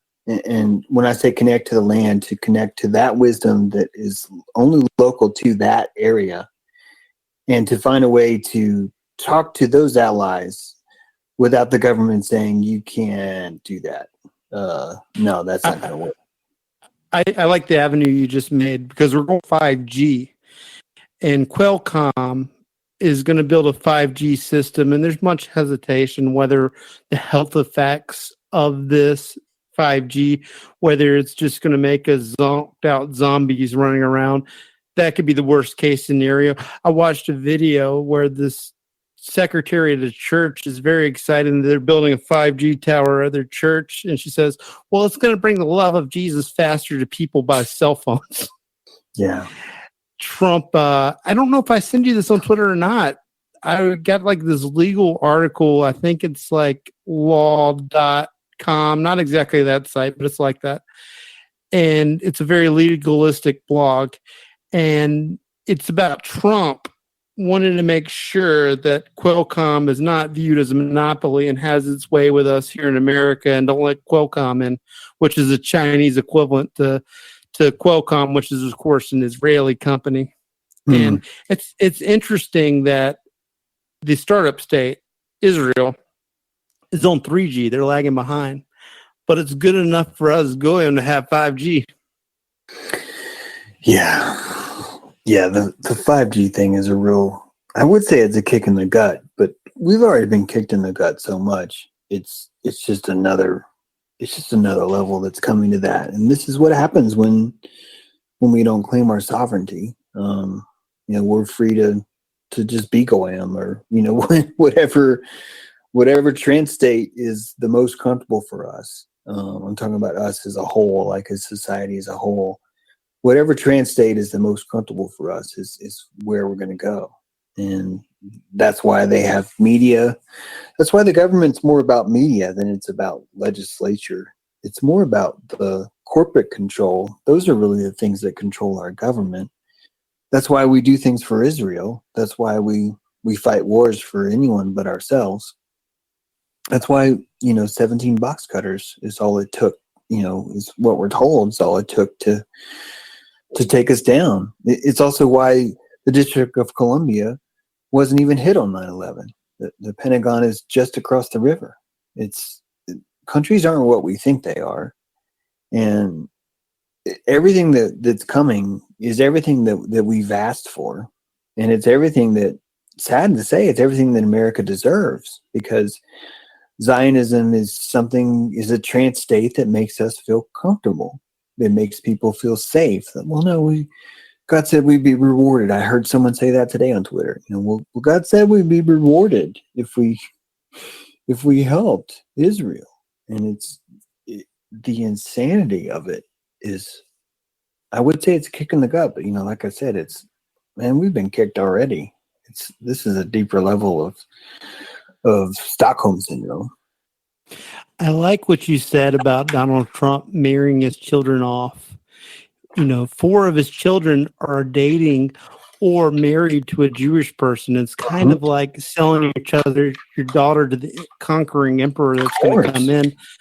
And they had an amazing little rebel media, segment about that, where Ezra said, "All right, if you're a conspiracy theorist, turn off this television. I just want to talk to my Jewish people real quick." And then he said it again. Another warning, disclaimer. Please, if you are a conspiracy theorist, turn off, the YouTube. Then he goes on to say, "Okay, my Jewish friends, if Donald Trump is married or dating 4 Jewish people," I'm like, "Oh yeah, that makes sense." He said that on the campaign trail, when Trump was running, in 2016. The only one that's not married or dating a Jewish person is Barrett, or the younger son, Baron. Mm-hmm. But besides that, everybody else is already hitched and dating, and it's amazing. What were you going to say, kind sir? Well, I think people have this fantasy, and it's a beautiful fantasy. They picture Ivanka Trump, and she's wearing this rebel flag lingerie, bikini underwear underneath, and she's really deep down an American. And I'm not saying she's not born in America. My point is that she's an elite. She's a thoroughbred horse. Most elite are makes more sense to think of them as like thoroughbred horses. They don't really have free will. They're winning all the races. Yeah, they're the ones that are in the spotlight, but they really have zero free will to them. They're commodities. And that marriage between Netanyahu's godson, Jared Kushner, and Ivanka Trump is countries arranging themselves. This is loyalty demonstrating itself. And the whole time there's this idea that really this is America first, that this whole marriage, all these things that Trump is doing are actually secretly going to tell Israel that they're wrong, and it's going to make his America first. It's going to make America right again. But meanwhile, what's actually happening is that Greater Israel is forming as we speak. And as 5G is raining down on us, Iran is, if it hasn't fallen yet, it will probably fall next. And Saudi Arabia is probably already owned by someone else right now. The entire country could have easily been overthrown in a hotel room when all those princes were brought about. But we're not going to know that yet. We don't know. The Balfour Declaration was a 100-year plan. It still happened. Their military is subcontracted out to the Carlyle Group, which is, if you remember, that's the group that had the Bush family and Bin Laden family on retainer. Yeah, you're right. They had that back in the 70s. I don't know if you realize this. We talk about archetypes a lot, and I'm going to hit you with this real quick. When I see Donald Trump, I don't see him as the big white hope, the savior, after Barack Hussein, the Muslim, gay, communist, or whatever adjective you want to put, or label you want to put Obama. But to me, he looks like Jabba the Hutt in a golf uniform, and his wife Melania looks like Princess Leia on a chain to me. Every time like I see him. I don't know if you have like a particular image that comes to your mind when you the leader of the free world. Do you have anything particular that comes to mind, like as an archetype? Well, I don't know who the leader of the free world is because it's not Donald that was sarcasm. Yeah, but for archetype wise, I see Trump as a Janus or Jupiter. The only one in Rome who was allowed to human sacrifice within the city walls was Jupiter. And so during a triumphant, when like Caesar or anyone else would have like a major win, they were allowed to triumphant themselves through the city. And part of that ritual is they would go to the temple of Jupiter and they would actually murder the human sacrifice, typically someone, an enemy, like a king or someone they had captured or whatever. But it wasn't Caesar who was allowed to do that. It was only Jupiter. And so what Caesar would do, or what any triumphant would do, is they would paint their face red. They would take on the archetype of Jupiter. And in so doing, this is why they would ride 4 horses through the center of town. They would first go see the bankers, then they would wrap around to like the regular folk, then they would end at the temple of Jupiter. They'd kill some people, then he'd murder a bull, then he'd go inside and everyone would have a big party and whatnot. So I think if Trump's really tapping into anything, it's Jupiter and this orange face that he has. In my mind, I look at it as this is the modern version of Jupiter. And it's interesting that all the archetypes that we have in our corporate world, there's really not one for Jupiter. It's almost like black magicians who own all of the corporate world have said, all the other sigils are allowed to be used for mind control, like Saturn and Venus, and all the other planets are allowed to be used for that, but Jupiter is not. Jupiter is the one-eyed planet. It's the ultimate Illuminati. That's our private God, and we will not allow the outer church. Trying to say that Pluto is not a planet too. Isn't that amazing as well? Mm-hmm. They're trying to say that it's the moon now, and because of the official and the authorities tell us that it's not a planet, people just go along with it. There was a couple protests in my class when that first revelation was given to us, and there was a little bit of outrage, but ultimately when your group goes along with something, your brain sends your signals of just go along with the group because it's going to increase your chances of survival. Yeah, you're gonna find a better mate. You're gonna find a better job. You're gonna find more money. You're gonna find a better life. You're not gonna be called crazy. You were rewarded. This is why mind control is really about regurgitation and virtue, because you're nervous about a quiz. You want to have the right answer. So it makes you quick to answer. You want to give the answer quickly. You're nervous about getting it wrong. So it creates this Pavlov state in you where when you go into school, you're taught to regurgitate quickly. You're rewarded for not thinking, but just spitting out what you were told. So this carries on into everything. It's why a couple of years ago, I was good at being a computer programmer and working in that environment with other clients. And now I'm not. Now I have poor social skills because I covered mind control and written about it so much.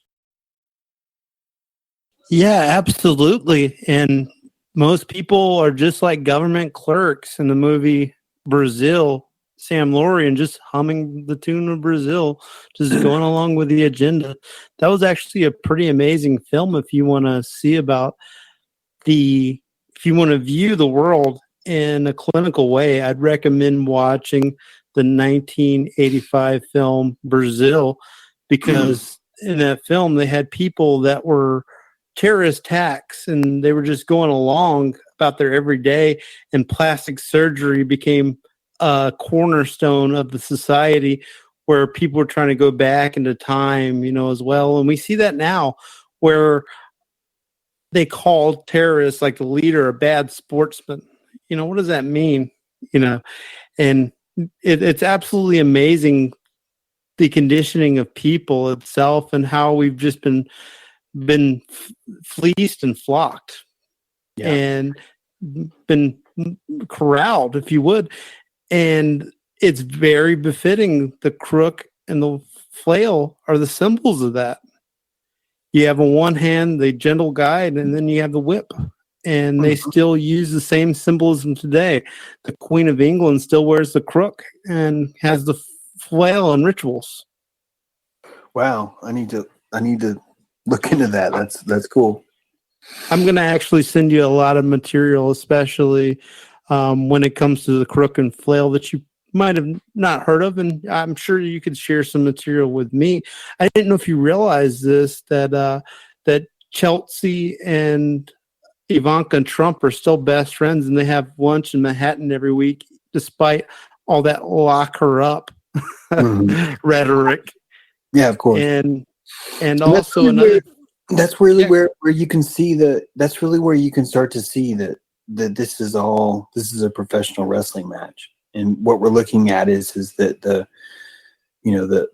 Hulk Hogan versus the mass marauder. And, as long as someone is just obviously painted as the bad guy during this part, then the other person is automatically going to be looked at as a good guy and vice versa. So that's what disgusts me the most about it is that we're still surrounded by people that would rather just have the trance of the drama versus the work of discerning and looking really hard at all the bullshit and trying to determine what's even real and what's true, because it burns a lot more calories to have to look at the world like you and I do every day, where it's like, well, wait a minute, is this fact true or is this propaganda? And what does it mean? How is it related? And these things aren't resolved like in a sitcom. It takes you years to figure out who the Rockefellers are, all 4 generations of them. It takes you years to even pull all together everything and go, wait a minute, they're the ones that declared war on plant medicine. And here's David Rockefeller inventing the UN, and here's this and here's that. And these are things that require work, more work than a 40-hour week job. And that's why we have jobs. That's why we're taxed as much as we're taxed. That's why the insurance is the way, the industry is the way it is. That's why the mortgage companies, that's why compound interest is that way. All these things are meant to create a trance state where we are predictable. And as long as we're predictable, then people have us where they want us, which is predictable. It doesn't even, it's like just owning a cattle ranch.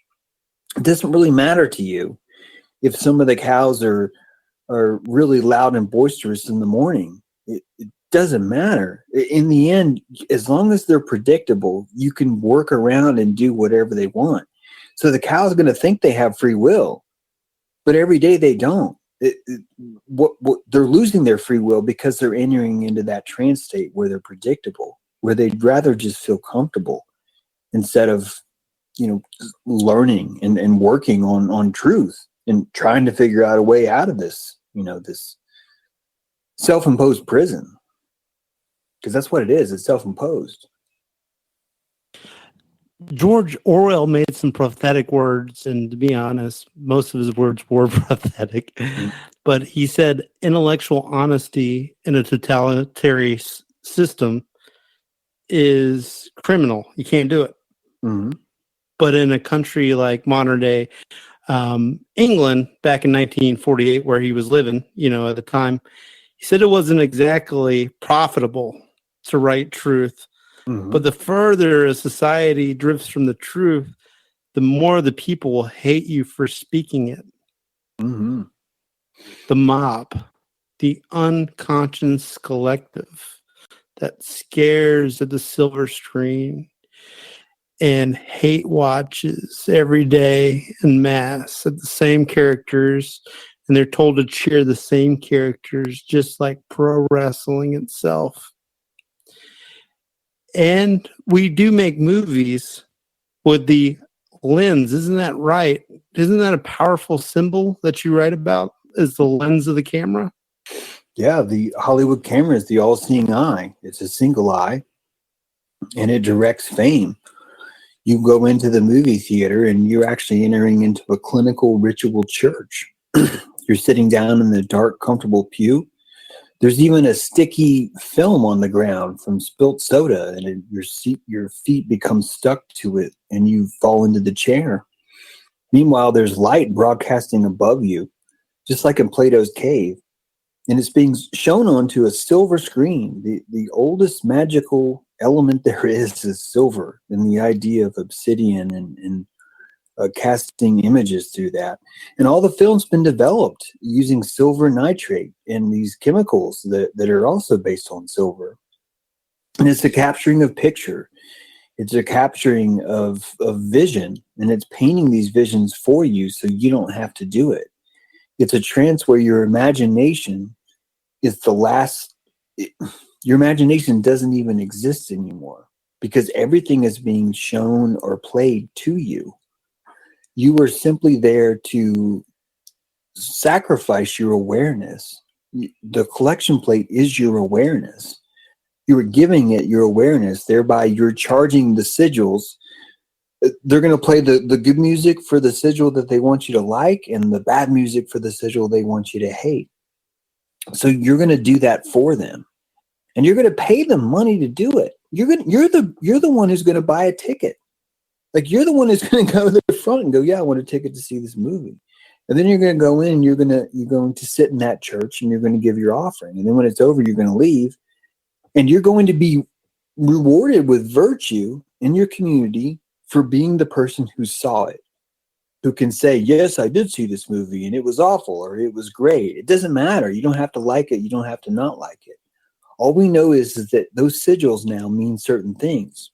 All we know is that the funny character that was the cross-dressing man who had the relationship with the underage boy was the hero. Like this is all it's about. You're just charging different sigils with different things. That's why we don't have a lot of male characters like hero characters anymore. A strong man is dangerous in society. That's why we shame our men. That's why we mutilate their genitals and pretend the whole time that we're not doing it. But we are in Western society, we are the dangerous ones. In Eastern society, it's funny, but it's women are the dangerous ones. And so half the world is shaming the men, half the world is shaming the women, and both those sides of the world are telling the person that's being shamed that they're actually the golden child, and that the golden child is actually the scapegoat. So this happens through religion, it happens through culture, it happens through news, it happens through our leaders. Every part of this is how do I keep my cows in this state where all it takes is a simple string of barbed wire, no thicker than a piece of yarn, and it will keep an 800-pound cow inside his entire life, inside my acreage. Just a simple string of metal that's got just a few pricks on it. And that's all it takes. It's amazing how little it takes. But we're also convinced that it's not happening. And it's not even that we're convinced. It's this flow state. It's this trance. It's more comfortable for us to tell each other that we're free. Because we've charged this sigil since we're little kids saying America's the land of the free. I said a pledge of allegiance and we fought in the Revolutionary War. That means we are living in the most free thing that exists out there. So it would be crazy. A crazy person is going to come in and say, hey, we're not actually living free. 40% of our income is stolen and used for foreign war. Like that's going to be like, no, you're crazy because we live in the land of the free. This is all about trance state. It's all about dissonance. And it's all about how painful is it for me to listen to James? How painful is it for me to consider Rowley's point that he's making right now, which could even be factual? It doesn't matter. How many calories am I going to have to burn to keep him in my life and change my trance state to where I can still function in society, I can still be rewarded, but also I can have this guy as my friend. I can't explain more clearly how the mind control is so effective, except for in that way that we train each other every moment of every day. It's sad how easy we are our own jailers. You absolutely just blow my mind right now. Talking about the difference between societies. Like, for example, in America, we consider the Middle East very barbaric, backwards almost. And I made a comment that, can we call Muslims backwards anymore now that we're allowing kids drag shows going on? Yeah, exactly. You have to look at how they look at us. I mean, that's what empathy is all about. That's all my write about is always this trying to understand evil from an empathic perspective, in the sense of how does that person end up in that situation? Because no one is born going, I'm going to see if I can be like this version of evil. It's going to look that way from the outside, and there is evil. You can call things that evil and it'll be true. But when you trace the person who's being evil, they are not going to look at themselves in that way. They're fighting, Darth Vader had to destroy the planet Alderaan or whatever because the Empire needed peace. Like all of us are going to have our excuses for our trans state to enter into whatever it is we think we do. And that's what government is. It's this, whoever's the best at controlling the trans state. This is why I'm so convinced that space, most of what we're told about space is fake. Because if you listen to what the Apollo program did, it created this overarching authority in the person's mind that we could accomplish anything as long as we had government. That only through government could we travel 200,000 miles away and land something on the moon and bring it back safely. And only through the magic of believing in this system and giving it $56 million a day do we have this sense of togetherness that we feel as a country. That's why war does the same thing. War induces the transmore of government. It makes it more believable that we have to have it.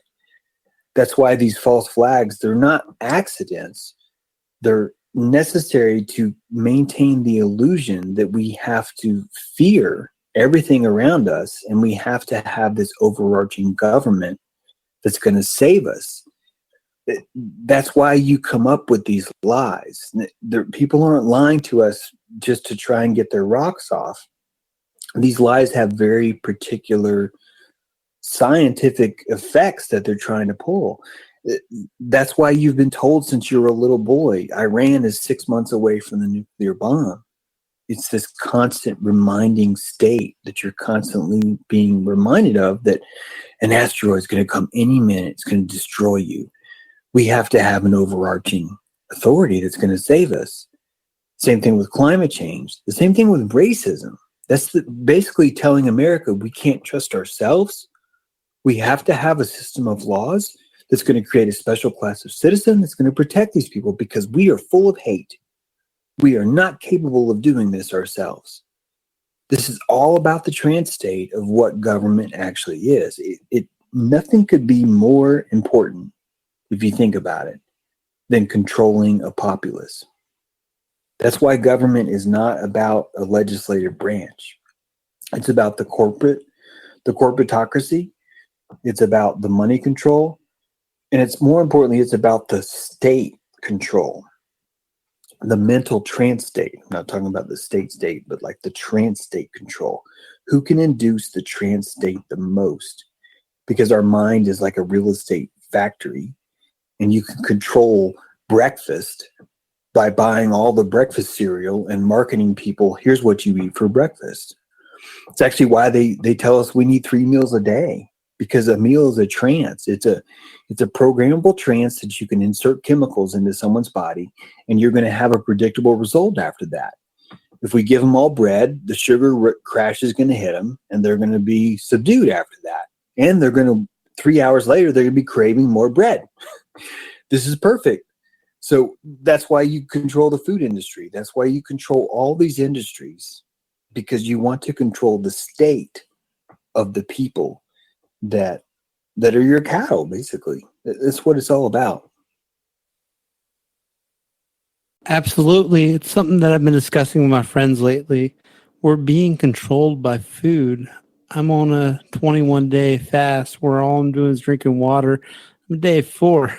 I haven't broken yet. They say that you break on day number 5. That's tomorrow.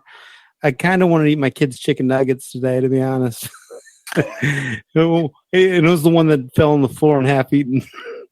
That's awesome, man. Yeah, that's really what sovereignty is all about. When you can own your body enough to where you can decide if you want to even put food in it. That's some serious alchemy. I'm brand new to fasting, and I could not go 4 days right now. I went 2 days once, and I was really proud of myself. I was like, wow, that's really awesome, because I've always been in a trance about food my whole life. So it's always been a crutch to my trance state, basically. Isn't it amazing? Like, humans got to scavenge for food in order to sustain life. All these vitamins and minerals coming from various sources, proteins, meat, beans, and then you got fruits and vegetables and wheats and grains, what have you. Cows just eat grass. Mm-hmm. That's all they eat. And they get their nourishment just from grass and from itself. And they're huge and they're strong and they're healthy if they're grass-fed, in nature. Bulls could be very strong. They don't eat meat unless it's like mad cow thing going on in factories. They do. But they naturally produce what they need to be healthy. Mm-hmm. And that's what my goal is with this 21-day fast, is to completely obliterate all of the sugar in my body. I know I need the natural kind, but I need to get rid of all these lattes I've been drinking, all these candy bars, and sugar's in everything.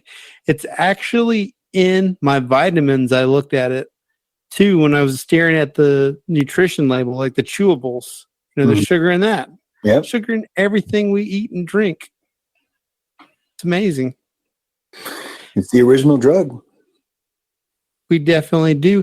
We got 12 minutes of the show left, but it looks like we got a caller. It's no other than Johnny from Texas of Liberty Light News. Sorry for slaughtering that. Johnny, how you doing?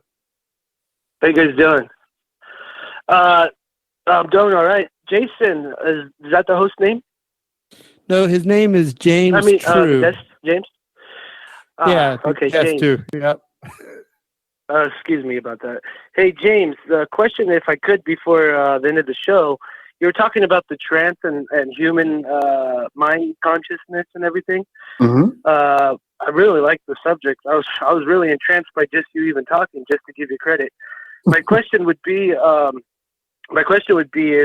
talking about government and this is an old system.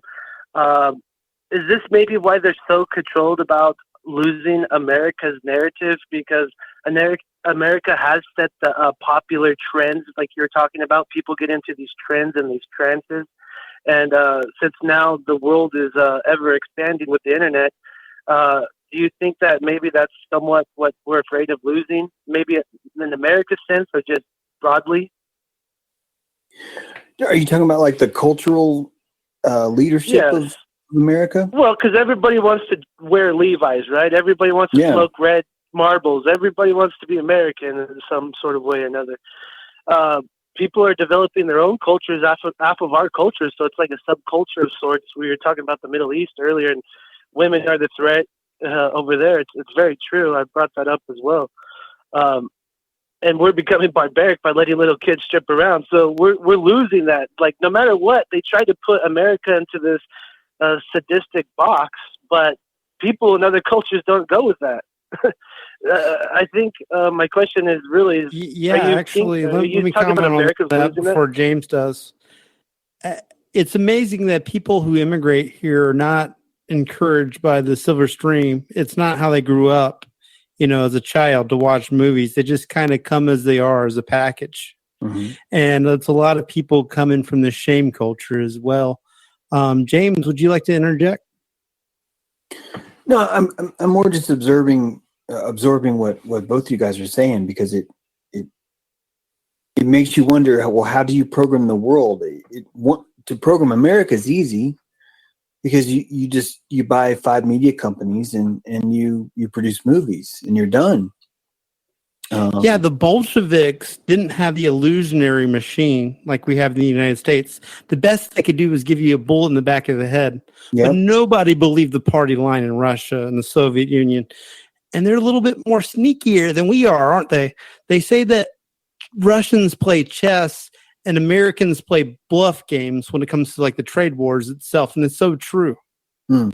You know, we're poker players. They're chess players. That's what the mob likes to play over in Russia. Yeah, well, at the same time, though, to kind of answer, I hope this answers it, is there's 3 Abrahamic religions. And if you look at Judaism, Islam, and Christianity, they're all 3 vines that are wrapped around the same cord. There's the same central God that has this idea of vengeance, like the Old Testament kind of God. And then you have 3 children that are manipulating each other because one thinks they're special. One has been told that well, you are the chosen, and everyone else is here to serve you. So you set up a dynamic of abuse, right? You know, where the 3 children can now abuse each other because each of them have been given a book, and each of them have been told, hey, you're the one that has the truth. Like, your book is the one. And so when I think about coming back to Hollywood and about what America is, it seems to me what's going to happen next is America will be because they're the golden child of the world, a golden child is also the one that's sacrificed. It's always the golden child that gets sacrificed. In fact, the sacrifice doesn't mean much unless you place them on the pedestal first. It's on their way to the volcano. They have to be praised. That makes the loss so much more painful for them because they were just imbued with all this light. They were just fed all this virtue. So let's say Hollywood's dead. In the sense that Hollywood is dead, it's lost its control now. There's other factors that are going to be taking over. But why was that allowed to happen? And it could be that the next piece, the next move is it's now time to sacrifice the Quetzalcoatl, which is this rising serpent snake. America, before America was America, if you look at what Mexico thought it was a raptor piercing a snake on a rock in the middle of the lake, right? And that's the image of Quetzalcoatl, this serpent, phoenix, eagle kind of a thing. And so if you look at the long-range plans of what America is, it's an eagle turning into a phoenix. It's another feather sprouting on top of its head. So Hollywood, America, the land of the free, the red, white, and blue, all those could be part of this golden child network that's meant to be sacrificed. And through that sacrifice, then comes the next iteration or the next Hollywood, which is going to have to be a religious Hollywood, because Hollywood only works really in American culture. A religious Hollywood is what you're going to need on a global scale. And I think that's why the third temple is being lined up the way it is. That's why there was finally a lamb sacrificed there just a few months ago. That's why they're burning incense again in the temple. They're opening that sucker up for the next act. And why would you put on a play? Because a play induces a trance. It puts everyone into a trance where they are now a part of this play and they're waiting to see what happens. So I don't know if that answers your question, but it's reflective of me of, well, where could this go? If Hollywood's gone, well, what would replace it? And what would replace it is this idea of a sacrifice. Also, I want to say that think about the Honduras migrant caravan. If I was an alchemist, like a sociopathic alchemist, elite sociopathic alchemist who controlled the world, if I was building a spell of a rising serpent that turns into a phoenix, it would be pretty cool symbolically to have a migrant horde of humans forming a snake that's rising up from Central America and climbing its way through Mexico. Johnny, give us a final thought, and looks like we got to wrap up this show. Oh, sorry. It was great. Go ahead, give your final thought. Yep. That was Johnny. great. thank you for your show tonight. You really summed it up. I think what you're trying to say is people are very tribalistic is what I took from the episode, and we need to break out of that trend. So I appreciate you today. Thank you. Well, thank you so very much for calling in, Johnny. You have a good rest of your night.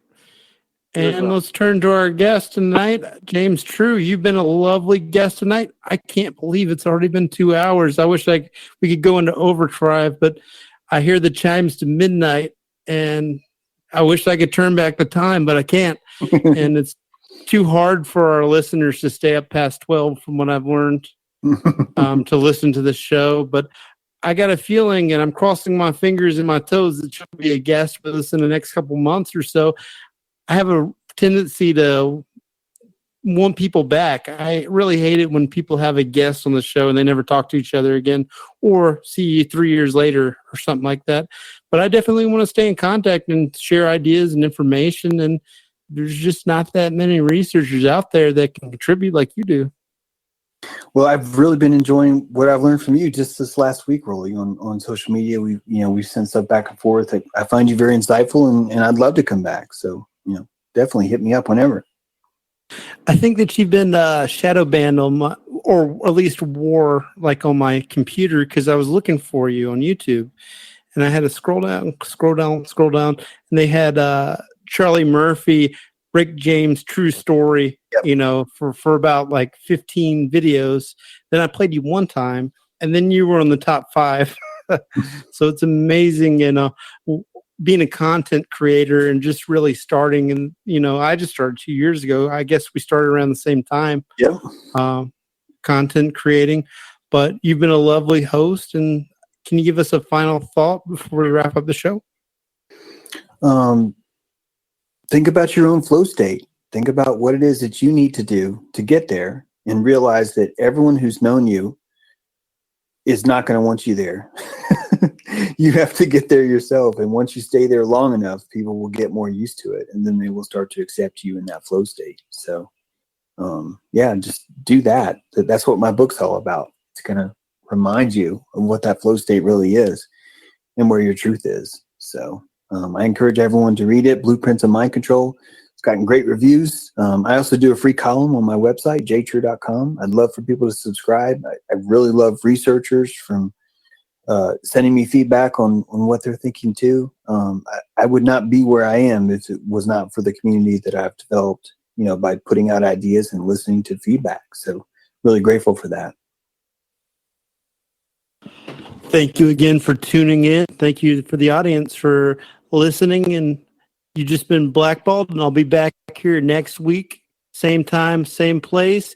And remember, we are protesting at Mile High Club in Denver, Colorado this coming Sunday, Father's Day. Love you all. Have a good night. How to invent a religion.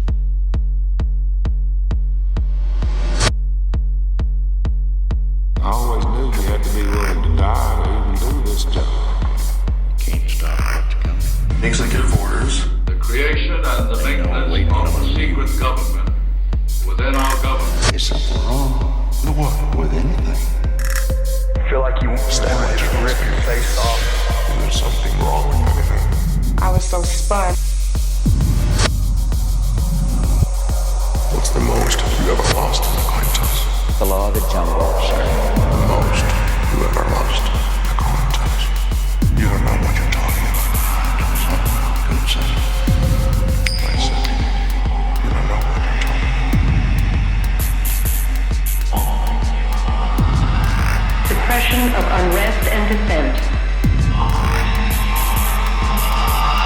Domestic anti-terrorism.